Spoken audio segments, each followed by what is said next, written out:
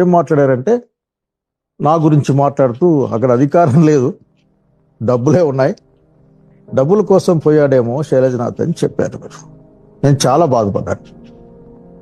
అసలు ఇటువంటి మాటలు వినిపించాల్సి వస్తుందని అనుకోలే ఎప్పుడు కూడా. అక్కడికి నా చాలామంది సన్నిహితులు నాకు ఫోన్ చేసి ఈ విధంగా మాట్లాడుతూ ఉన్నారు. ఏంటంటే షర్మిల గారు తెలంగాణలో పార్టీ పెట్టారు కదా, అట్లాగే మూసేశారు కదా, తెలంగాణ కాంగ్రెస్ పార్టీలో పనిచేద్దాం అనుకున్నారు కదా, మరి ఆంధ్ర కాంగ్రెస్ పార్టీకి వచ్చారు కదా, మరి దీని వెనక డబ్బులు వ్యవహారం ఏమైనా ఉందా అనే విషయంగా మాట్లాడారు.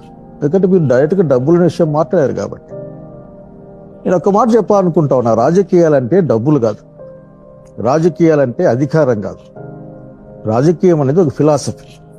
ఈరోజు ఎన్డీఏ ప్రభుత్వాలకు వ్యతిరేకంగా, అట్లాగే వాటి యొక్క భావజాలానికి వ్యతిరేకంగా నిలబడాలనుకునే అలాంటి వాళ్ళు ఉంటారు.